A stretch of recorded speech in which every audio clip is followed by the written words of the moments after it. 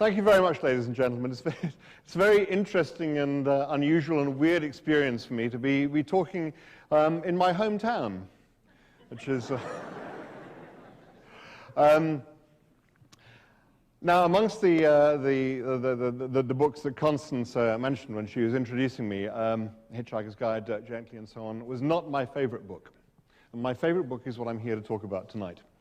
It's funny how often, virtually every author I know, their own favorite book is the one that sold the least. It's somehow, so it's the runt of the litter. It's the one you always just sort of love the most. And I want to tell you about how this came about. Sometime in about the mid-1980s, the phone rang.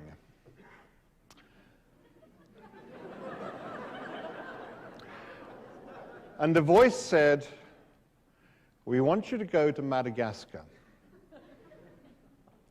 We want you to look for a very rare form of lemur called the ii. The plane leaves in 2 weeks. We'd like you to be on it." Now, I, assuming they got the wrong number, said yes before they could discover their mistake. But in fact, it turned out that they decided, well, here's somebody who doesn't know anything about lemurs, anything about the ii, anything about Madagascar. Let's send him. And so I started to try and find out something about it. And it turns out it's very interesting. Lemurs used to be the dominant primate in all the world. And they were very, very gentle, pleasant creatures. They were a little bit like about cat size. And they used to hang around in the trees having a nice time. And then Gondwanaland split up. There's always sounds like some sort of 70s rock group going their own way for reasons of musical differences. But as you probably remember, Gondwanaland was that vast continental landmass that consisted what then became South America, Africa, India and Southeast Asia, Australia, Australia, and not, and this will turn out to be significant later, not New Zealand, which turns out to be just a lot of gunk that came up from under the ocean.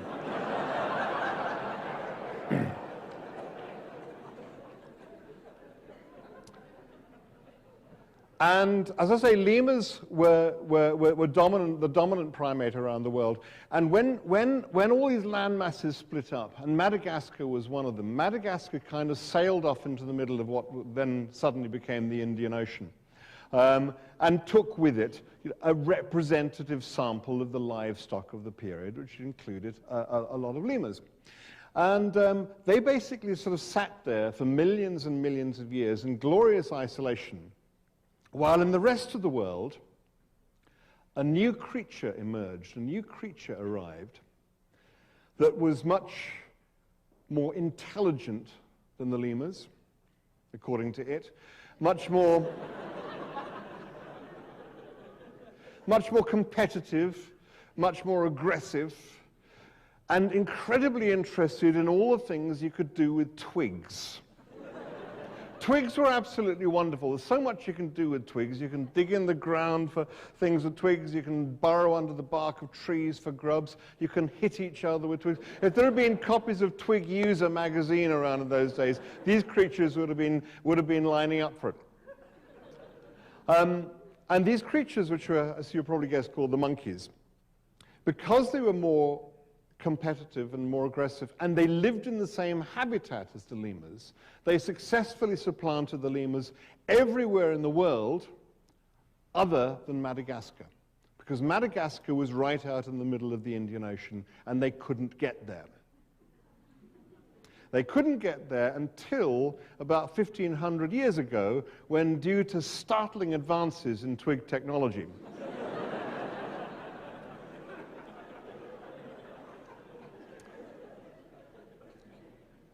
they were able to get there in boats and eventually planes, and suddenly the lemurs that had had this place to themselves for millions and millions and millions of years were suddenly facing their old enemy, the monkey. So this is Madagascar. And it turns out that the rarest of the lemurs, and when I say the rarest of the lemurs, at this particular point in the mid-80s, they were thought to be the rarest of the lemurs. We've now discovered an even rarer lemur called the golden bamboo lemur, which went straight to the number one of endangered lemurs. But the ii is a very, very peculiar animal. It looks like an agglomeration of all sorts of other different animals. So, for instance, it has a sort of fox's ears, and it has little sort of bitey rabbit's teeth, and it has a kind of ostrich tail, as an ostrich feather as a tail, and it has very weird eyes. It has Marty Feldman's eyes. They're kind of sort of looking slightly beyond you into a sort of other dimension just over your left shoulder. But it also has one very, very, very peculiar characteristic, which is its middle finger on both hands is skeletally thin and very, very long. And it turns out there's only one other animal in the entire world that has this feature. And this is called, I love zoologists to have such vivid imaginations, it's called the long-fingered possum. And this is a creature that lives in New Guinea. And in fact, it has its fourth finger that's skeletally thin and elongated.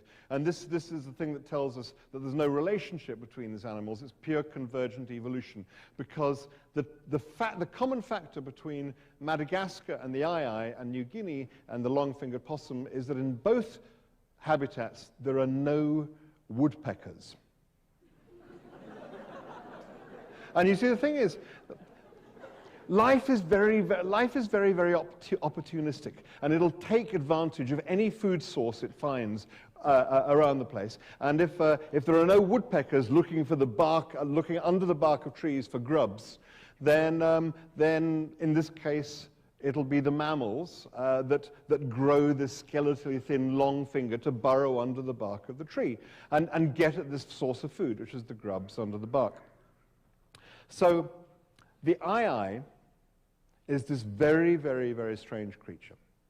And at this time, it was thought there were only about 15 of them left. And they lived, actually not on Madagascar itself, but on a tiny little rainforest island just off the coast of Madagascar called Nosy Mangabe. And it was just off the northwest tip of Madagascar. Now, to get there, what you had to do is you had to fly in a 747 to Madagascar, and then in a terrible old jalopy of an aeroplane from Madagascar up to the northwest port. And from there, you had to go in a kind of decreasingly excellent series of carts and trucks and so on, to a little port where there was going to be a boat that was going to take us to Nosy Mangabe. So we arrived there and arrived at the port, and we were looking around for the boat that was going to take us to Nosy Mangabe, and we couldn't see it. And we kept on asking people, you know, where's this boat? And they would say, it's there, it's there. And we couldn't see what they were pointing at because there was this terrible rotting old hulk in the way. Well, as you guessed, this is the terrible rotting old hulk that we had to go to Nosy Mangabe in. And it didn't fulfill what, to my mind, was the sort of basic criteria of a boat, in that it was basically full of ocean. And it seemed to me that the whole point of a boat was to keep the ocean on the outside. Anyway, so we crossed to Nosy Mangabe. And it's this tiny little, very, very beautiful little rainforest island. And we hit a major problem, which of course is that this animal not only lives in trees, nobody had seen it for years and years and years. Not only it lives in trees, but it's a nocturnal animal. And the quality of batteries in Madagascar is very, very poor. So we spent night after night after night traipsing through the rainforest in what can only be described as the rain.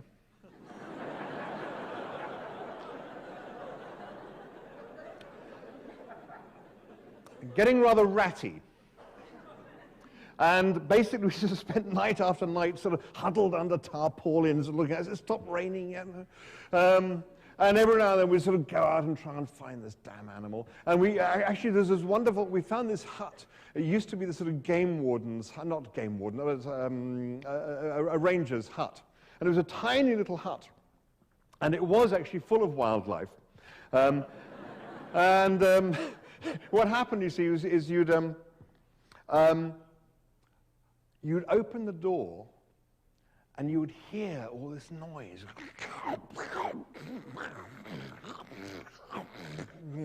And you'd turn on the light and it would all stop. And you'd see these sort of giant spiders around the wall, each with a sort of half-eaten bug in their mouth. Say, yes?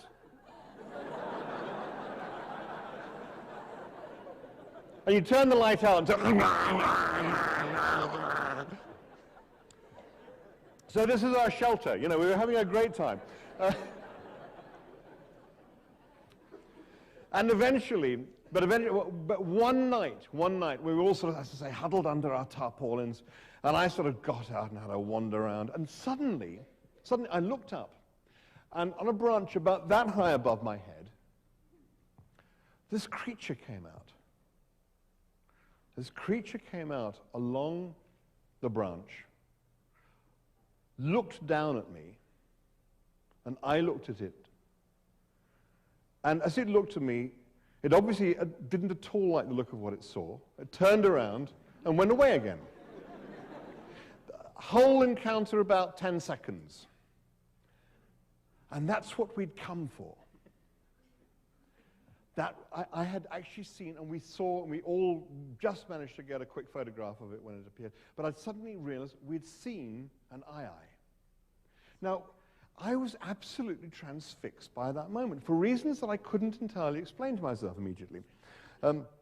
Because a month earlier, I'd never even heard of this animal, and now here I was, staring at it, thinking there's something extraordinary happening here. So I began to sort of think about it a little bit. And the thought I put together was this, that in traveling here, in traveling on the 747 to Tananarive, which is the capital of Madagascar, in this terrible old jalopy of an airplane that took us up to the northwest corner, and then in the decreasingly excellent series of carts and trucks, and then in the rotting old hulk that took us to the rainforest, where we basically walked through the rainforest night after night. It was as if we were taking a kind of time journey, a time travel journey, back through the history of twig technology. And what this encounter had been was I was a monkey looking at a lemur. And you suddenly think, there is a huge amount of history to this moment that we don't realize we carry around with us. Our roots in this planet go back an awfully, awfully, awfully long way. And we don't tend to think about that very much. And it takes a confrontation like this suddenly to realize how sort of broad and deep your family goes. So I thought, well, this is terribly interesting. And I talked to the guy who'd been kind of my guide out there, who was a zoologist who'd been sent along to make sure I didn't sort of fall out of trees and so on. And his name was Mark Carwardine. And I said, I would love it if we could do you fancy the idea of sort of going around the world and looking for other rare and endangered species of animal, maybe doing a book about it? And he said, well, that's what I do for a living. So yeah, okay. And so we did. Now, there was a pause at that moment because I had a couple of novels I'd just contracted to write. So I wrote Dirk Gently's Holistic Detective Agency and The Long Dark Tea Time with the Soul, and then it was time to go. And the first place we went to look for a particular animal, which was the Komodo dragon lizard. Now, you know what lizards are like, don't you? I mean, they're sort of nice little sort of green. This, the Komodo dragon lizard is a little bit bigger than that. The biggest one we saw actually was about 13 feet long, and its head came up to about here, Fucking huge, I think, is the technical term. It's thought they're the origin of the Chinese dragon myth because they are huge, well, huge, giant lizards. They're scaly, they're man-eaters. Literally, they are man-eaters, and they don't actually breathe fire, but they do have the worst breath of any creature known to man. And they live on this island called Komodo. Now, it's not enough, it turns out, that this island has 1,500 man-eating dragons on it. It turns out that actually the most endangered animal on the island is anything other than the dragons.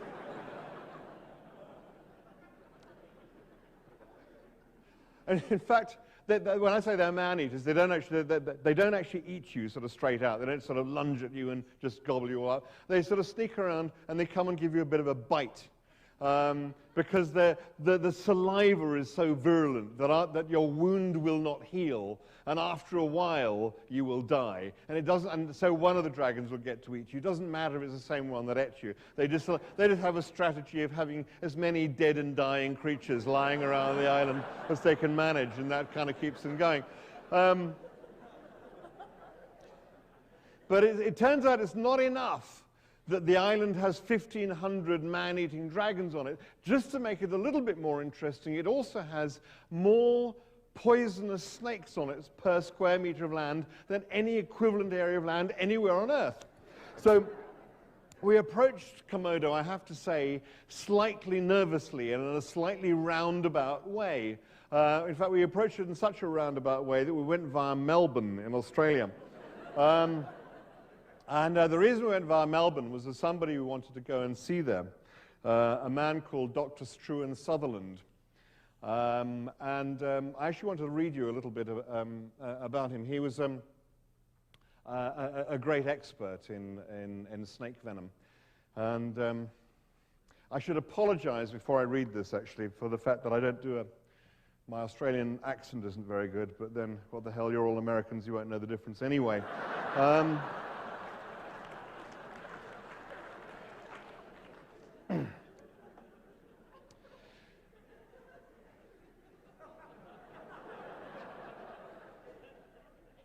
There is in Melbourne a man who probably knows more about poisonous snakes than anyone else on Earth. His name is Dr. Struan Sutherland, and he has devoted his entire life to a study of venom. And I'm bored of talking about it, he said when we went along to see him the next morning, laden with tape recorders and notebooks. Can't stand all these poisonous creatures, all these snakes and insects and fish and things, wretched things biting everybody, and then people expect me to tell them what to do about it. I'll tell them what to do. Don't get bitten in the first place. That's the answer. I've had enough of telling people all the time. Hydroponics, now that's interesting. Talk to you all you like about hydroponics. Fascinating stuff, growing plants artificially in water. Very interesting technique. We'll need to know all about it if we're going to go to Mars and places. Where did you say you were going? Komodo. Well, don't get bitten, that's all I can say. And don't come running to me if you do, because you won't get here in time. And anyway, I've got enough on my plate. Look at this office, full of poisonous animals all over the place. See, this tank's full of fire ants, venomous little creatures. What are we going to do about them? Anyway, I got some little fairy cakes in case you were hungry. Would you like some little cakes? I can't remember where I put them. There's some tea, but it's not very good. Anyway, sit down, for heaven's sake. So, you're going to Komodo. Well, I don't know why you want to do that, but I suppose you have your reasons. There are 15 different types of snake on Komodo, and half of them are poisonous. The only potentially deadly ones are the Russell's viper, the bamboo viper, and the Indian cobra. The Indian cobra is the 15th deadliest snake in the world, and all the other 14 are here in Australia.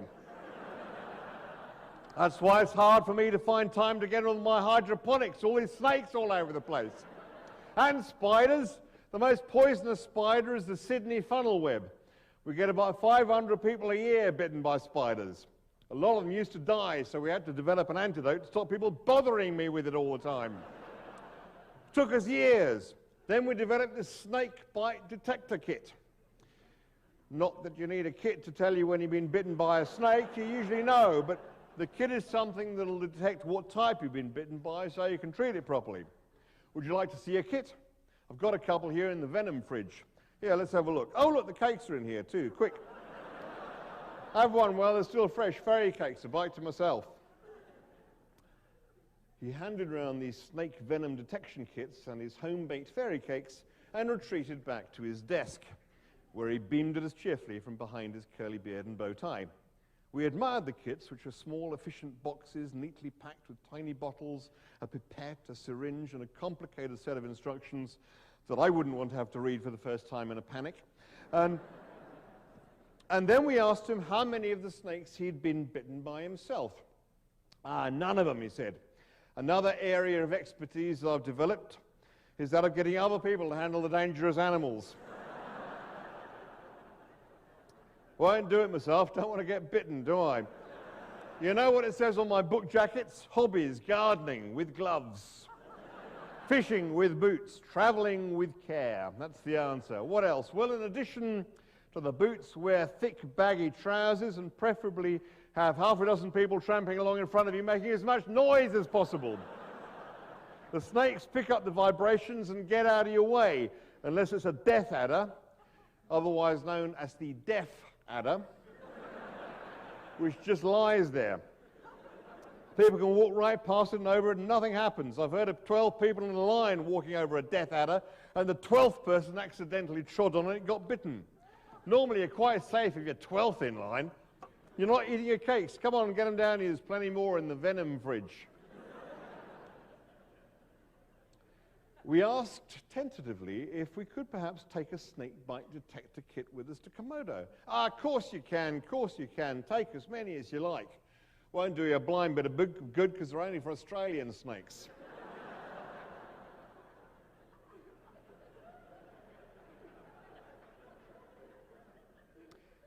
So what do we do if we get bitten by something deadly then? I asked. He blinked at me as if I was stupid. Well, what do you think you do, he said. You die, of course. That's what deadly means.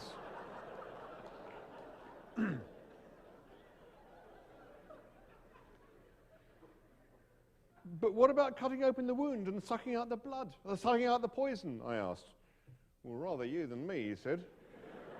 I wouldn't want a mouthful of poison. Shouldn't do you any harm, though. I mean, snake toxins have a high molecular weight, so they won't penetrate the blood vessels in the mouth the way that alcohol or some drugs do. And then the poison gets destroyed by the acids in your stomach.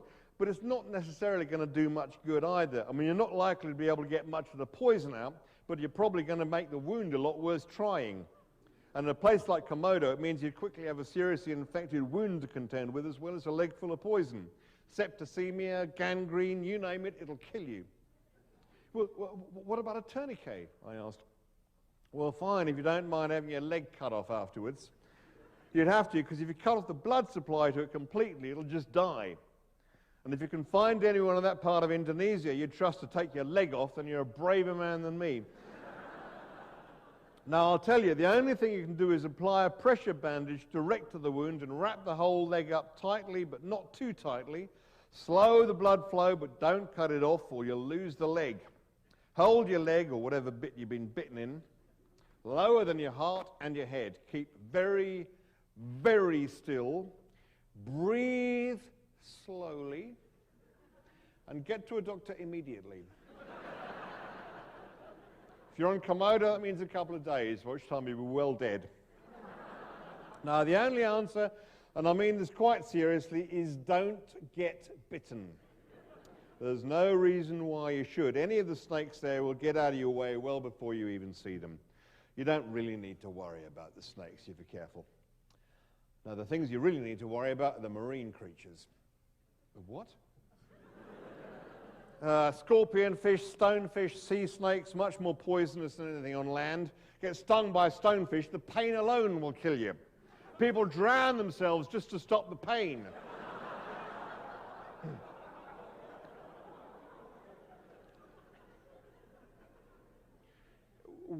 Where are all these things? Oh, just in the sea, tons of them. I wouldn't go near it if I were you. Full of poisonous animals, hate them. Is there anything you do like? Yeah, he said, hydroponics.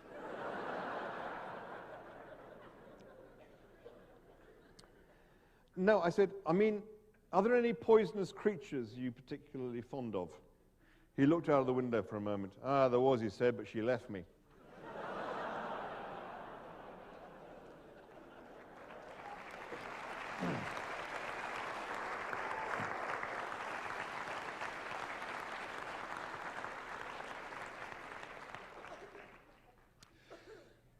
Anyway, in fact, my favorite of all the animals we went to see, my favorite was an animal called the kakapo. And the kakapo is a kind of parrot.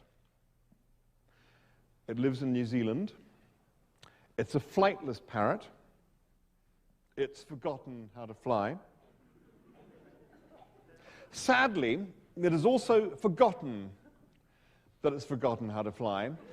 So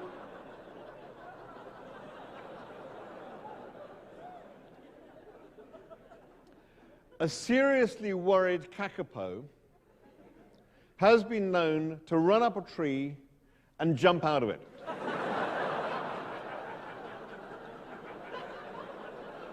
Opinion divides as to what next happens. Some people say it has developed a kind of rudimentary parachuting ability. Other people say it flies a bit like a brick. But the thing is, when I talk about a seriously worried kakapo, the fact is you're not likely to find a seriously worried kakapo because kakapos have not learnt to worry. Now, it seems an extraordinary thing to say because worrying is something we're all so terribly good at and which comes so absolutely naturally to us. We think it must be as natural as breathing. But it turns out that worrying is simply an acquired habit like anything else. And it's something you're genetically disposed to do or not to do. And the thing is that the kakapo grew up in New Zealand, which was, until man arrived, a country which had no predators. And it's predators that over a series of generations will teach you to worry. And if you don't have predators, then the need to worry will never occur to you. Now, I said earlier that New Zealand turns out to be just a lot of gunk that came up from under the ocean. And this is why, when it emerged, it didn't have any life on it at all, maybe a few dead fish.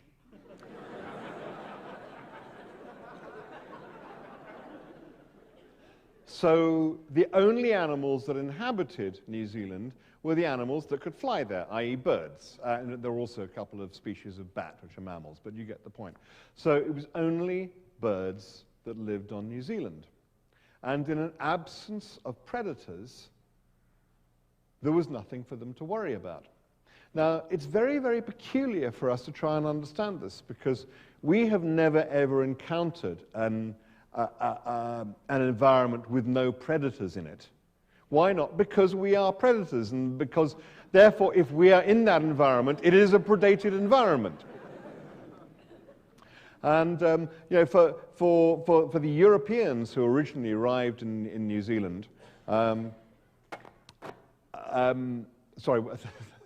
that's an extraordinary thing to say. Of course, there were the Maoris before them, and before them the Maoris. The Maoris ate the Maoris, and then the Europeans came along. But before all that happened, as I say, the island had no predators, and the birds basically led a worry-free life. Now, you can actually see another example of this if you go to Galapagos. There is a type of animal, there's a bird on the Galapagos Islands called the blue-footed booby. And the blue-footed booby is so called, I believe, for two reasons, one of which has to do with the color of its feet, and the other has to do with this piece of behavior I'm about to describe, because apparently you can walk up to a blue-footed booby that'll be sitting there on the beach or on a branch, and you can walk up and you can just sort of pick him up.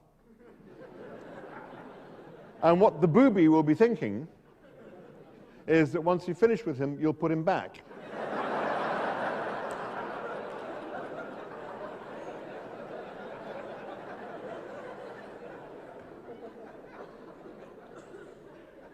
And if you haven't lived through generation after generation of people trying to eat you, it's very easy to come to that conclusion.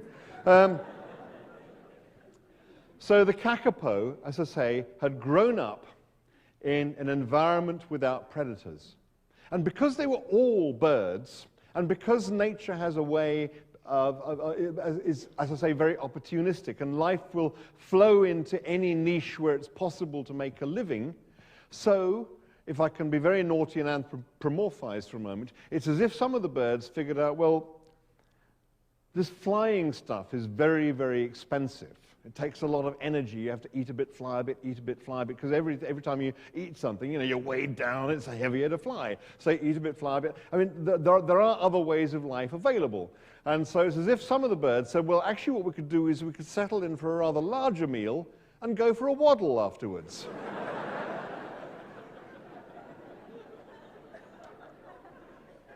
And so gradually, over many, many generations, a lot of the birds lost the ability to fly. They took up life on the ground. The kiwi, the most famous bird, I guess, of New Zealand, and the weka, and the old night parrot, as it was called, the kakapo, which is this sort of big, fat, soft, fluffy, lugubrious bird.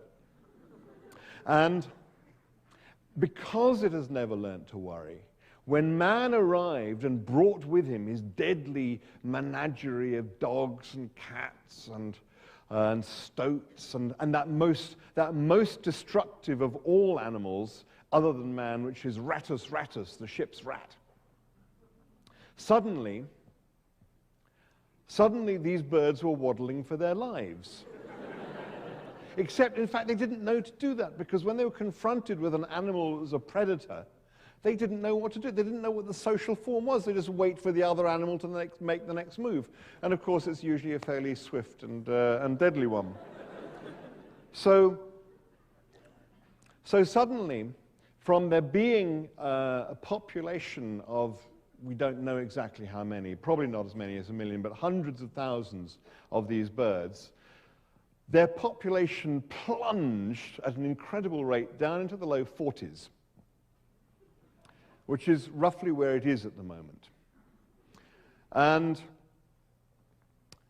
so there are groups of people who dedicated their entire lives to trying to save these animals, trying to conserve them. And one of the problems they come across is that it's all very well just to protect them from predators, which is very, very, very hard to do. But the next problem they come across is the mating habits of the kakapo. Because it turns out that the mating habits of the kakapo are incredibly long drawn out, fantastically complicated, and almost entirely ineffective. Some people will tell you that the mating call of the male kakapo actively repels the female kakapo, which is the sort of behavior you otherwise only find really in discotheques.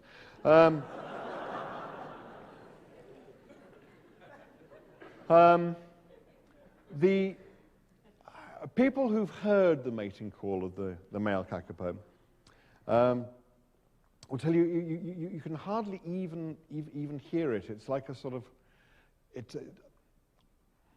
I'll tell you what they do.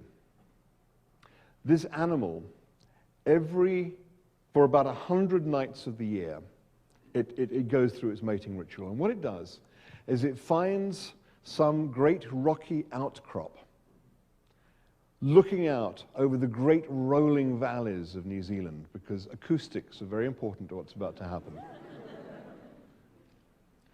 And it burrows out this kind of, carves out this kind of bowl that it sits in. And it sits there, and it puffs out this great sort of air sacs around its chest. And it sits there, and these are reverberation chambers. This is a kind of reverberation chamber. And it sits there, and for night after night after night, for 100 nights of the year, for 8 hours of the night, it performs the opening bars of Dark Side of the Moon. Now,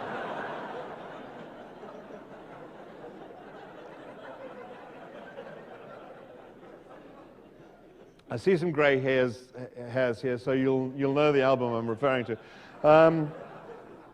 which as you remember, starts with this great sort of boom, boom, boom. So it's a heartbeat.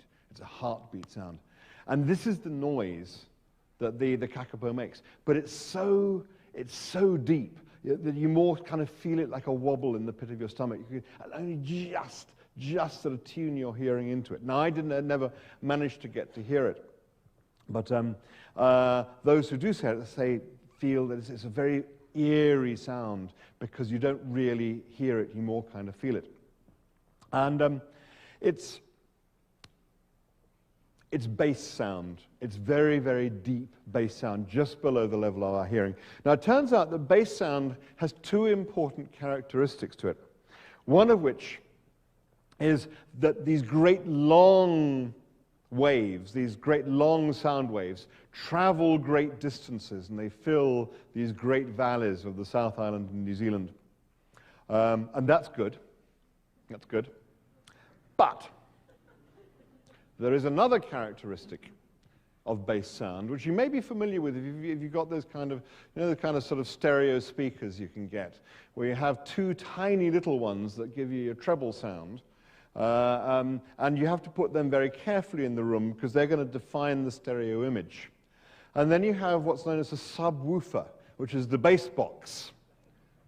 And that's going to produce just the bass sound, and you can put that anywhere in the room you like. You can put it behind the sofa, if you like, because the other characteristic of bass sound, and remember we're talking about the mating call of the male kakapo, is that you can't tell where it's coming from.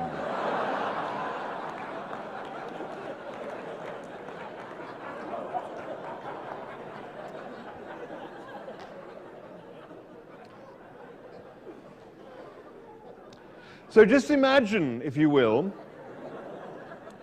this male kakapo sitting up here, making all this booming noise, which, if there's a female out there, and if she likes the sound, which there probably isn't, and if she likes the sound of this booming, which she probably doesn't, then she can't find the person who's making it. But supposing she does, supposing she's out there, which she probably isn't, she likes the sound of this booming, which she probably doesn't, supposing she can find him, which she probably can't, she will then only consent to mate if the podocarp tree is in fruit.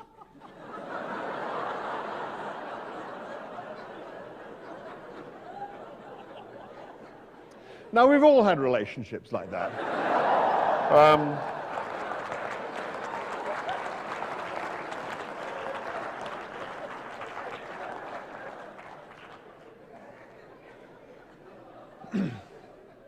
But supposing they get through all those obstacles, supposing she manages to find him, she will then lay one egg every 2 or 3 years, which will promptly get eaten by a stoat or a rat. And you think, well, so far from sort of trying to sort of save them and conserve them, how on earth has it managed to survive for this long? And the answer is terribly interesting, which is this. It seems like absurd behavior to us, but it's only because its environment has changed in one particular and dramatic way that is completely invisible to us. And its behavior is perfectly attuned to the environment it developed in and completely out of tune with the environment it now finds itself in. Because in an environment where nothing is trying to predate you, you don't want to reproduce too fast. And it turns out you can actually sort of graph this in a computer. That if you take a given reproduction rate and you take the ability of any given environment to sustain any particular level of population, and you start, say, with a fairly low reproduction rate, and you just plot it over several generations, and you'll find the population goes up and up and up and then sort of steadies out and achieves a nice plateau. Tweak the reproduction rate up a bit, and it goes up a little bit higher, and then maybe settles down and levels out. tweak the reproduction rate a little bit higher yet, and it goes up, and it goes too high, and it drops down, goes too low, goes up too high, and settles into an oscillating sine wave. Tweak it a bit more, and it starts to oscillate between 4 different values. Tweak it more and more and more, and you suddenly hit this terribly fashionable condition called chaos, where the population of the animal just swings wildly from one year to another, and will just hit 0 at one point just out of the sheer mathematics of the situation. And once you've hit 0, there's kind of no coming back.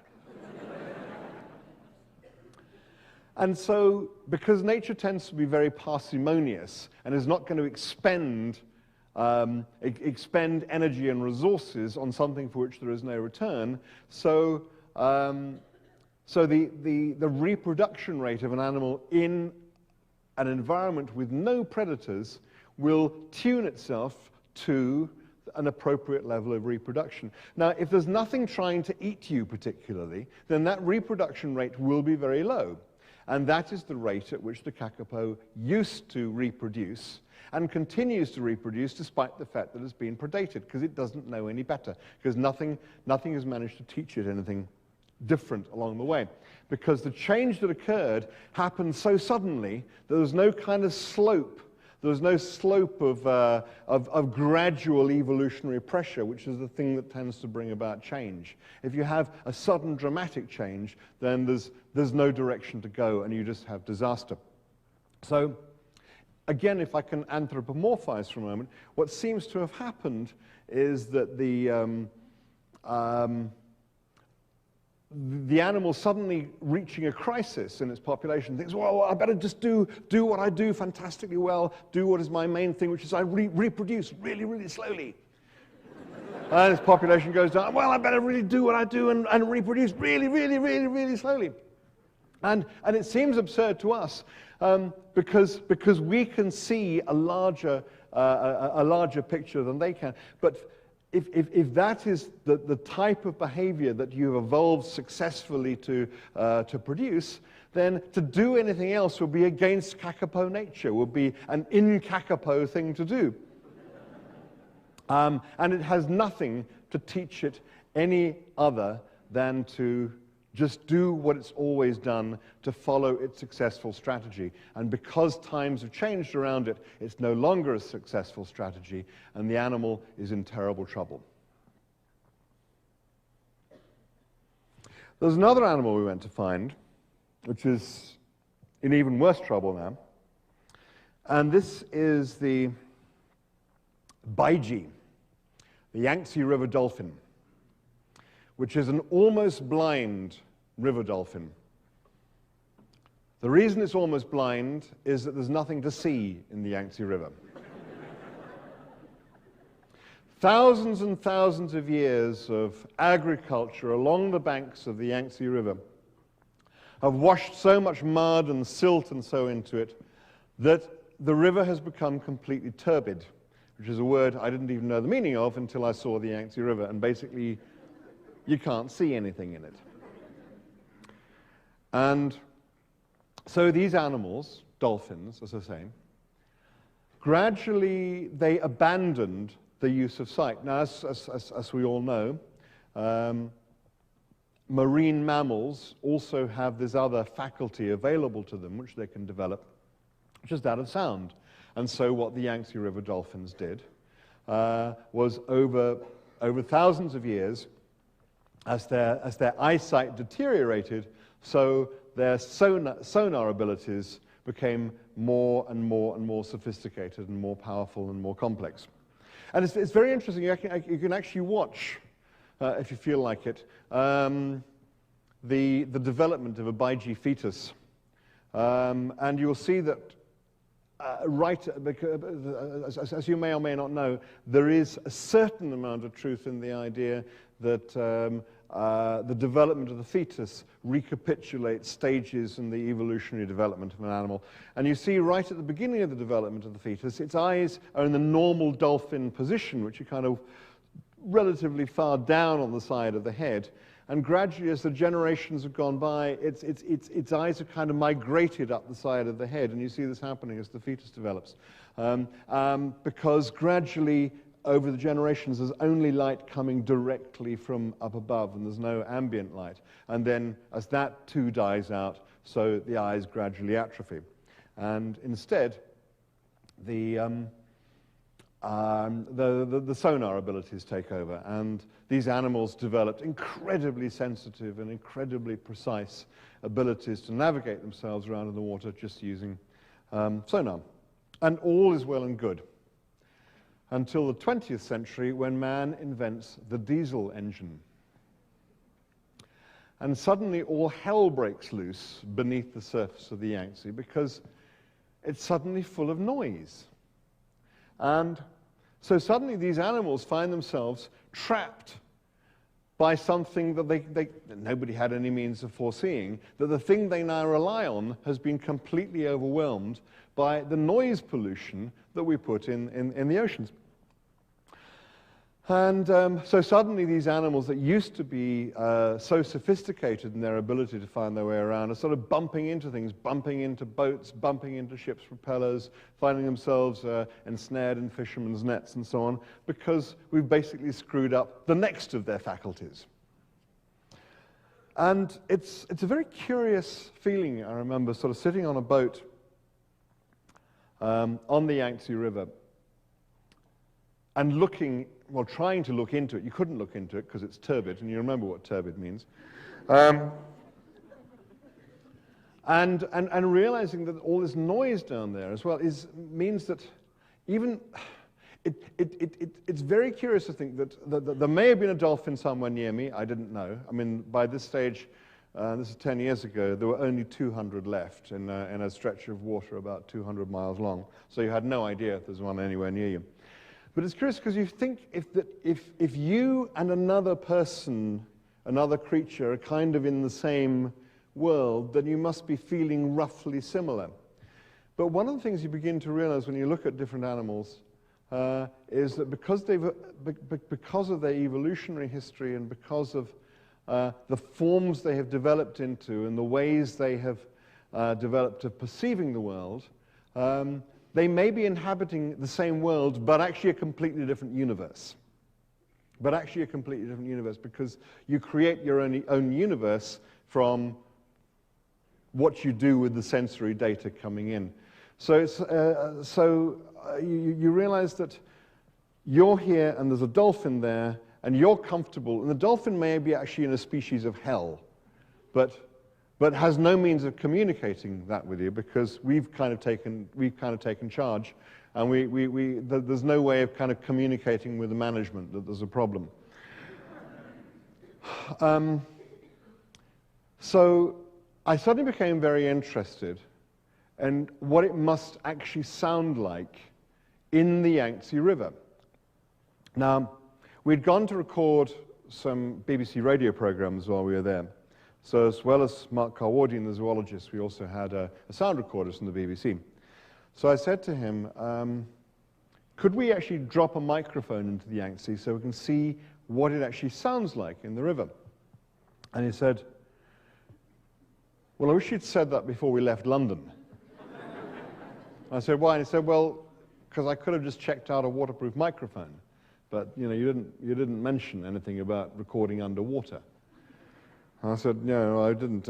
Is there anything we can do about it? And he said, well, there is actually one technique they teach us at the BBC for recording underwater in an emergency.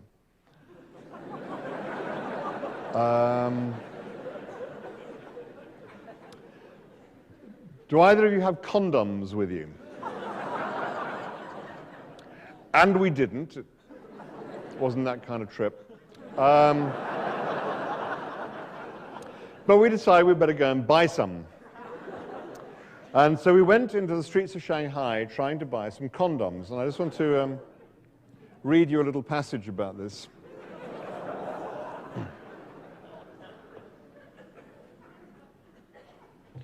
The Friendship store seemed like a promising place to buy condoms. But we had a certain amount of difficulty in getting the idea across. We passed from one counter to another in the large open-plan department store, which consists of many different individual booths, stalls, and counters, but no one was able to help us.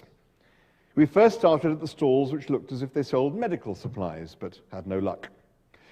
By the time we got to the stalls which sold bookends and chopsticks, we knew we were onto a loser, but at least we'd found a young shop assistant who spoke English.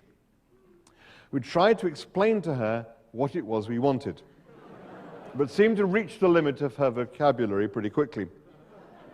So I got out my notebook and drew a condom very carefully, including the little sort of extra balloon on the end. She frowned at it, but still didn't get the idea. She brought us a wooden spoon, a candle, a sort of paper knife, and surprisingly enough, a small porcelain model of the Eiffel Tower.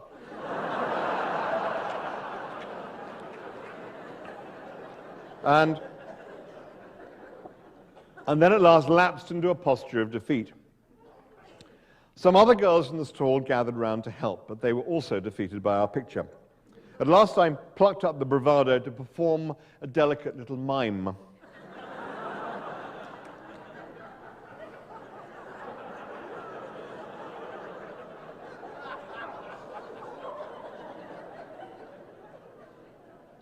And at last the penny dropped.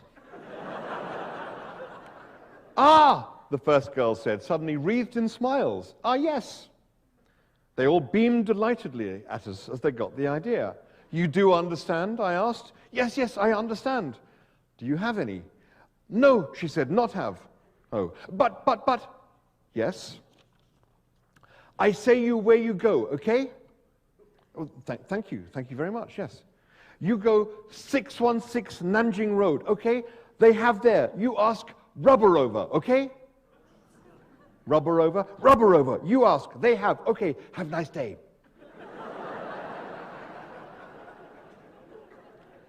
She giggled happily about this with her hand over her mouth. We thanked them again profusely and left with much waving and smiling. The news seemed to spread very quickly around the store, and everybody waved at us. They seemed terribly pleased to have been asked. When we reached 616 Nanjing Road, which turned out to be another smaller department store and not a knocking shop we'd have been expecting, our pronunciation of rubber over seemed to let us down and produce another wave of baffled incomprehension. This time I went straight for the mime that had served us so well before. And it seemed to do the trick at once. The shop assistant, a slightly more middle-aged lady with severe hair, marched straight to a cabinet of drawers, brought us back a packet, and placed it triumphantly on the counter in front of us. Success, we thought. Opened the packet and found it to contain a bubble sheet of pills. "Right idea," said Mark with a sigh. "Wrong method."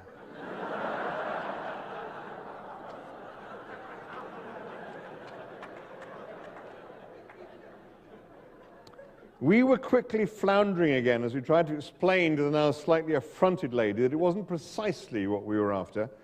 But by this time, a crowd of about 15 onlookers had gathered round us, some of whom I was convinced had followed us all the way from the Friendship store. One of the things you quickly discover in China is that we are all at the zoo. If you stand still for a moment, people will gather round and stare at you.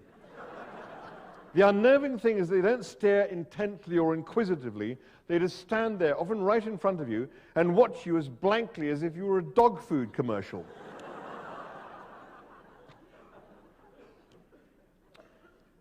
At last, one young and pasty-faced man with glasses pushed through the crowd and said he spoke a little English, and could he help? We thanked him and said, yes, we wanted to buy some condoms, some rubber overs, and we'd be very grateful if he'd explain that for us. He looked puzzled, picked up the rejected packet lying on the counter in front of the affronted shop assistant and said, not want rubber over, this better. No, Mark said, we definitely want rubber over, not pills. Why want rubber over? Pill better.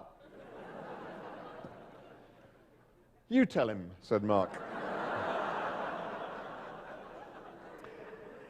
It's to record dolphins, I said.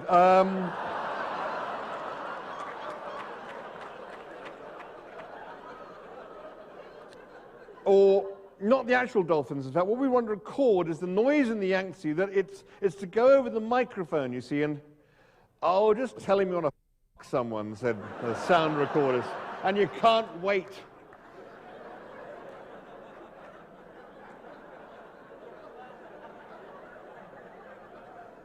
But by now the young man was edging nervously away from us, suddenly realizing that we were dangerously insane and should simply be humored and escaped from. He said something hurriedly to the shop assistant and backed away into the crowd. The shop assistant shrugged, scooped up the pills, opened another drawer, and pulled out a packet of condoms. We bought 9, just to be safe.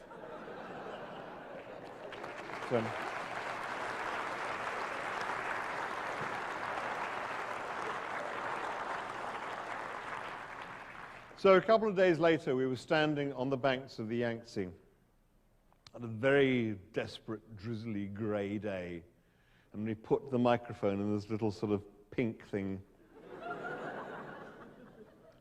and dropped it into the water. And now I don't usually do impressions, but I'm going to do for you an impression of what it sounds like under the surface of the Yangtze River, and it's something like this. The Yangtze River, ladies and gentlemen.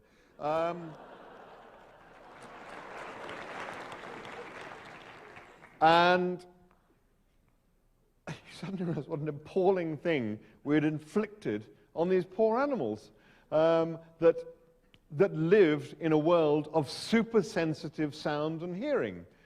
And this was why these animals were now desperately endangered, because having removed one way of life from them, we were now removing a second. The problem is we're about to remove a third. I said that when I was there, it was 10 years ago, there were 200 of these left. Today there are 20. And because the Chinese are building these giant dams to dam the Yangtze at one of the most beautiful and spectacular sites in all the world, the Three Gorges, and they're damming it there, which means that the Yangtze dolphin will at that point definitely go extinct. And it's terribly sad. The peculiar thing about dams is that we keep on building them and none of them ever do any good. It's not quite true, because unfortunately there are, in the history of dam making, 2 that did work. One is the Hoover and the other is the one up in the northwest, Pacific Northwest, the Coolidge Dam. And every other one doesn't work. And for some reason, we never managed to be able to quite stop us. We always think we'll just build one more. I think we must have some sort of beaver genes deep in our... but the sad thing, as I say, is that the Yangtze River dolphin is definitely and without doubt bound for extinction. And it's very peculiar to me that we are living at the moment in an extraordinary age, an extraordinary renaissance, because we have got to the point where we suddenly understand the value of information, which you never had before. And we call the age we live in that of information. And we've discovered that information is the most valuable resource we have. And as you all know, we've just spent billions of dollars, quite rightly, in trying to understand the human genome. And that's just one species, that's just us. And we've come to understand and realize how incredibly valuable this information is. And we've never understood kind of how it all worked together before, because before we had, let me put it this way. In the past, we've done science by taking things apart to see how they work. And it's led to extraordinary discoveries, extraordinary degrees of understanding. But the problem with taking things apart to see how they work is, even though it gets you down to the sort of fundamental particles, the fundamental principles, the fundamental forces at work, we still don't really understand how they work until we see them in motion. One of the things that came about as a result of understanding these fundamental principles was we came to invent this thing called a computer. And the great thing about the computer is that unlike every previous analytical tool, and there have been, it's funny how many of these have to do with glass. When we first came across glass, which is, is a form of sand, and we invented lenses, and we looked up into the sky, and we discovered from that, by studying the sky, we began to discover fundamental things about gravity, and we also discovered that the universe seems to consist, terrifyingly enough, almost entirely of nothing. The next thing we did with glass was we put them in microscopes, and we looked down into this very, very, very solid world around us, and we see the fundamental particles there, the atoms made up of protons and neutrons with electrons spinning around them. We also discover that they seem to consist, frighteningly, almost entirely of nothing. And that even where you do find something, it turns out it isn't actually there, it isn't actually a thing there, merely the possibility that there may be something there. It kind of doesn't feel quite as real as this. So it's only when the next thing that we do with sand, with silicon, is we create the computer. And this finally enables us to start putting things together to see how they work. And it allows us to see actual process at work. And we begin to see how very, very simple things lead inexorably by iteration after iteration to enormously complex processes emerging and blossoming. And to my mind, one of the most extraordinary things of our age, I mean, those of us who are around will remember, seeing man walking on the moon for the first time, but I think the most dramatic and extraordinary thing that we have seen in our time is being able to see on computer screens the process by which enormously simple, primitive things, processes, instructions, repeated many, many times over, very, very fast and iterated over a generation of instructions, produce enormously complex results.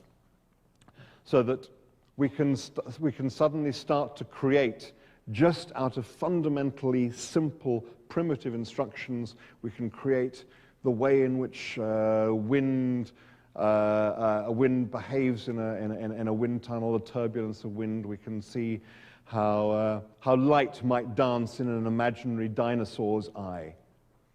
And we do it all out of fundamentally simple instructions. And as a result of that, we have finally come to an understanding of the way in which life has actually emerged. Now, there are an awful lot of things we don't know about life. But any life scientist will tell you that although there's an awful lot we don't know, there is no longer a deep mystery. There's no longer a deep mystery because we have actually seen with our own eyes the way in which simplicity gives rise to complexity. So that when I say there's no mystery, it's rather as if you imagine taking a detective from the 19th century, teaming him up with a detective from the late 20th century, and giving them this problem to work on, that a suspect in a crime was seen one day to be walking down the street in the middle of London, and the next day was seen somewhere out in the desert in the middle of New Mexico. Now, the 19th century detective will say, well, I haven't the faintest idea. I mean, it must be some species of magic has happened. And he would have no idea about how to begin to solve what has happened here. For the 20th century detective, now he may never know whether the guy went on British Airways or United or American or where he hired his car from or all that kind of stuff. He may never find those details, but there won't be any fundamental mystery about what has happened. So for us, there's no longer a fundamental mystery about life. It is all the process of extraordinary eruptions of information. And it's information that gives us this fantastically rich, complex world in which we live. But at the same time that we've discovered that, we are destroying it at a rate that has no precedent in history unless you go back to the point that we're hit by an asteroid. So there is a kind of terrible irony that at the point that we are best able to understand and appreciate and value the richness of life around us, we are destroying it at a higher rate than has ever been destroyed before. And we are losing species after species after species, day after day, just because we're burning the stuff down for firewood. And this is a kind of terrible indictment of our understanding. But you see, we make another mistake because we think somehow this is all right in some fundamental kind of way, because we think that this is all sort of meant to happen. Now, let me explain how we get into that kind of mindset, because it's exactly the same kind of mindset that the kakapo gets trapped in, because what has been a very successful strategy for the kakapo over generation after generation, for thousands and thousands of years, suddenly is the wrong strategy, and he has no means of knowing, because he's just doing what has been successful up till then. And we have always been, because we're tool makers, because we take from our environment the stuff that we need to do what we want to do, and it's always been very successful for us. I'll tell you what's happened. It's as if we've actually kind of put the sort of pause button on our own process of evolution, because we have put a buffer around us, which consists of medicine and education and buildings and all these kinds of things that protect us from the normal environmental pressures. And it's our ability to make tools that enables us to do this. Now, generally speaking, what drives speciation is if a small group of animals gets separated out from the main body by population pressure, some geographical upheaval or whatever. So imagine a small bunch suddenly finds itself stranded in a slightly colder environment. Then you know over a small number of generations, then those genes that favor a thicker coat will come to the fore, and you come back a few generations later, the animal's got a thicker coat. Man, because we are able to make tools, we arrive in a new environment where it's much colder, and we don't have to wait for that process, because we see an animal that's already got a thicker coat, we say we'll have it off him. And so we've kind of taken control of our environment, and that's all very well. But we need to be able to sort of rise above that process we have to rise above that vision and see a higher vision and see and understand the effect we're actually having. Now imagine, if you will, an early man, and let's just sort of see how this sort of mindset comes about. He's standing, surveying his world at the end of the day, and he looks at it and thinks, this is a very wonderful world I find myself in. This is pretty good. I mean, look, behind me is the mountains, and the mountains are great because there are caves in the mountains where I can shelter either from the weather or from bears that occasionally come and try and attack me, and I can shelter there, so that's great. And then in front of me there's the forest, and the forest is full of nuts and berries and trees, and they feed me, and they're delicious, and they sort of keep me going. And here's a stream going through, it's got fish running through it, and the water's delicious, and I drink the water, and everything's fantastic. And there's my cousin Ugg. And Ugg has caught a mammoth! Yay! Ugg has got a mammoth. Mammoths are terrific. There's nothing greater than a mammoth, because a mammoth Basically, you can wrap yourself in the fur from the mammoth, you can eat the meat of the mammoth, and you can use the bones of the mammoth to catch other mammoths. Now, this world is a fantastically good world for me. And part of how we come to take command of our world, to take command of our environment, to make these tools with which we're able to do this, is we ask ourselves questions about it the whole time. So this man starts to ask himself questions. So this world, he says, well, who made it? Now, of course he thinks that because he makes things himself. So he's looking for someone who will have made this world. And says, well, so who would have made this world? Well, he must be something a little bit like me. Obviously, much, much bigger. And necessarily invisible. But he would have made it. Now, why did he make it? Now, we always ask ourselves why, because we look for intention around us, because we always we do something with intention. You know, we boil an egg in order to eat it. So we look at the rocks and we look at the trees and we wonder what intention is here, even though it doesn't have intention. So we think, so what did this person who made this world intend it for? And this is the point where you think, well, it fits me very well. You know, the caves and the forests and the stream and the mammoths. He must have made it for me. I mean, there's no other conclusion you can come to. And it's rather like a puddle waking up one morning. I know they don't normally do this, but allow me, I'm a science fiction writer. A puddle wakes up one morning and thinks, this is a very interesting world I find myself in.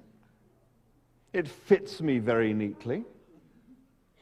In fact, it fits me so neatly, I mean, really precise, isn't it?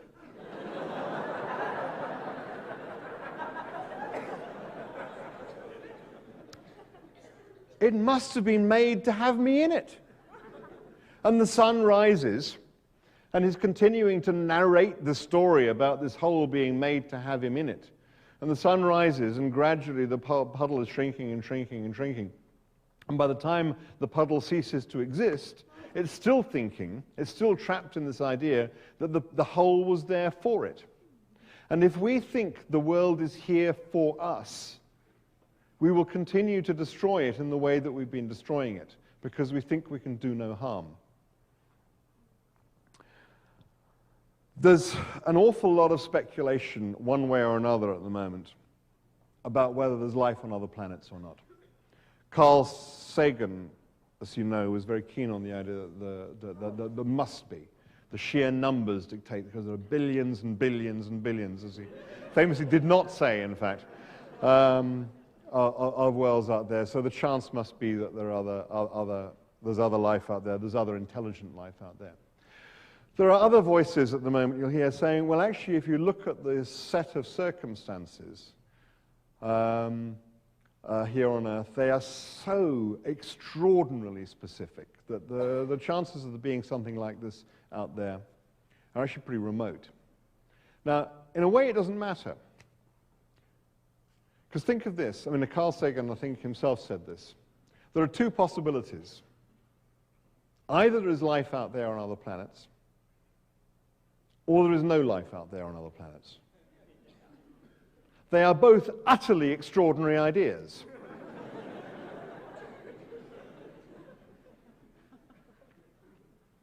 But there is the possibility, there is a strong possibility, there isn't anything out there remotely like us. And we are behaving as if this planet, this extraordinary, utterly extraordinary little ball of life is something we can just screw about with any way we like. And maybe we can't. Maybe we should be looking after it just a little bit better. not for the world's sake. We talk rather grandly about saving the world. We don't have to save the world. The world's fine. The world has been through 5 periods of mass extinction. 65 million years ago when, as it seems, a comet hit the Earth at the same time that were vast volcanic eruptions in India, which saw off the dinosaurs and something like 90% of the life on the planet at the time.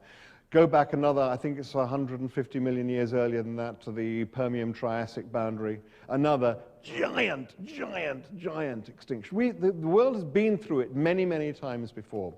And what tends to happen, well, what happens invariably after each mass extinction, is that there's a huge amount of space available for new forms of life suddenly to emerge and flourish into it. Just as the extinction of the dinosaurs made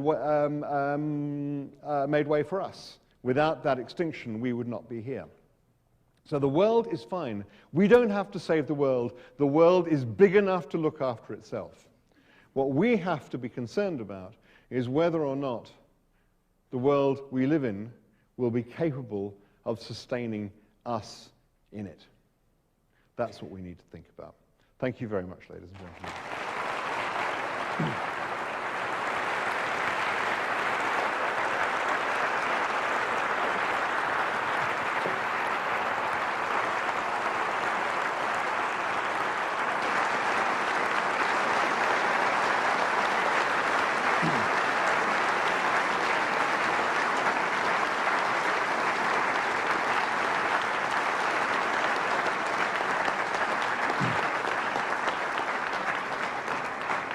And now if anybody has any questions, I'm very happy to take questions, and there are microphones down here at the front, and I suggest you use them. Yeah, hi. Thank you. Wonderful talk. You say we should take care to not destroy the planet. There's one suggestion that's been made is that the reason why we destroy the planet is that we don't pay the true cost of things when we consume them. The price of gasoline has been falling in real dollars, and the vehicles get bigger and bigger. We have these selfish, useless vehicles, I think they're called, the SUVs.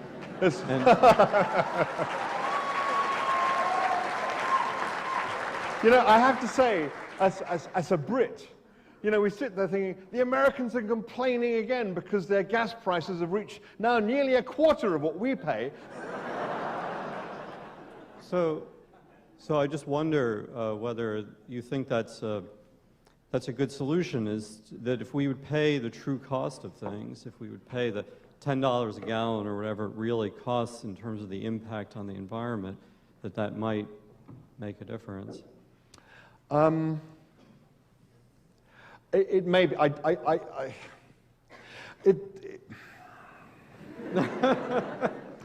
There is a problem I'm very, very conscious of here, which is that even though I'm talking from a conservationist point of view very, very strongly, you look back over the history of what we in the conservation movement have said in the last 10 years and the previous 10 years and the previous 10 years to that, and most of what we've said we have to do about it, or the ways we've gone about it, have actually turned out to be wrong. Now, so it's very hard for me to pretend I can stand up here and say, we have to do this and we have to do that, because they may not be the right solution. I mean, I'm terribly aware of this as far as, I'm just going back again, I'm thinking about sort of protection of animals in Africa, for instance, that time after time we've gone about it the wrong way. And yeah, the conservation efforts of one set of 10 years will be about as much as anything else undoing the problems caused by the last 10 years. So it is a question of constant sort of self-education, trying to assimilate the information, trying to see what the consequence of what we've done so far has been, what we can learn from that. Now, it may well be that if we say, well, we're going to multiply the cost of gas by 10 times or whatever, that may have effects that we will put into, there will be the law of unintended consequences, which comes into play. I think the best thing we can do is continually inform ourselves, be as aware as possible of what is actually happening. Now, if that kind of feedback loop, saying, well, we're going to put, make the true cost of the damage we're causing be part of what you have to pay, then that may very well be a very good answer, but I'm also worried that it may not be the answer, which is a complicated way of saying I don't know.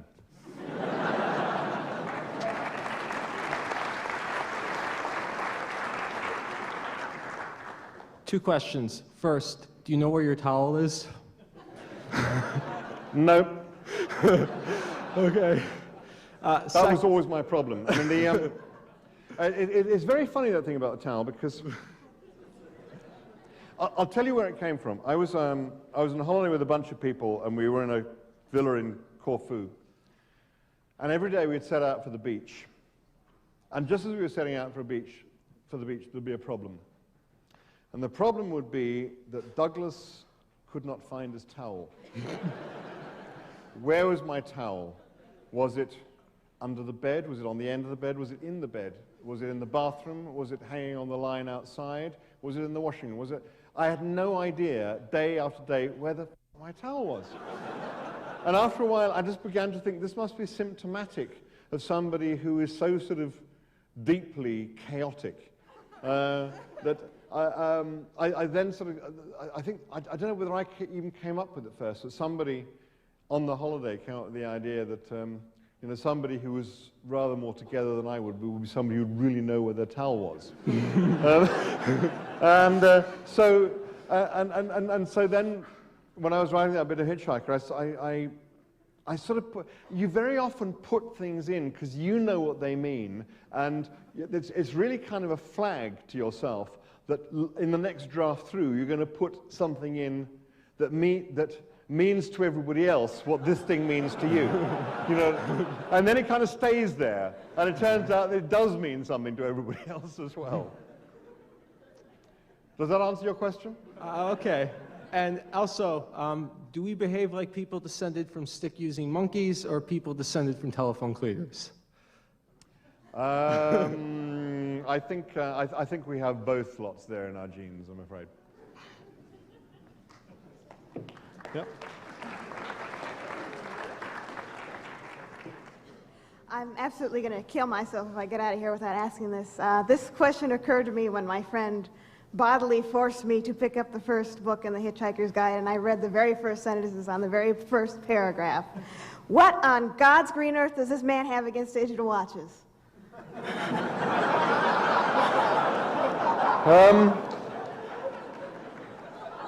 Well, I have to admit they've improved since I actually wrote that bit. But if you think about it, I mean, the first digital watches, which were, you look at a regular watch with hands, and you've got a pie chart. You remember the time when we used to get very excited about pie charts being the thing that computers did for us? Pie charts! But at the same time, we were getting terribly excited about pie charts and what they could do for our understanding of the world. We're saying, we don't want pie charts on our wrists. That's old-fashioned technology. No, what we want is not something you just glance at and see what the time is. We want something that you've got to go into a dark corner and put down your suitcase and press a button in order to read, oh, it's 11:43. Now, what is, how long is that before 12 o'clock? And this was progress. But you see, the great thing about human beings, while you make fun of it, is not only that we invent stuff that's new and better and does things better, but even stuff that works perfectly well, we can't leave well enough alone. And it's really, it is the most sort of charming and the delightful aspect of human beings, that we keep on inventing things that we've already got right once. Bathroom faucets. It's very, very simple. You turn it on, the water comes out. You turn it off, the water stops.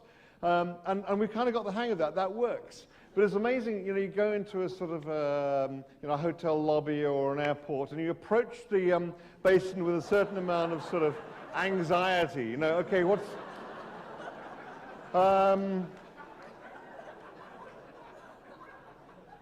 what do I do? Do I turn something? Do I push something? Do I pull something? Do I knee it?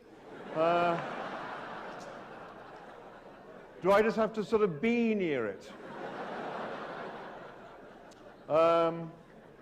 And once the water started to flow because it's picked up some sort of brainwave energy from me or whatever, so how do I stop it? Is it my job to stop it? Will it stop itself? I mean, I think we've got the force it down okay. I just think, but I just think it's wonderful that we just sort of keep on inventing it, even though it works perfectly well, because it's the way of getting ourselves off local maximums, isn't it?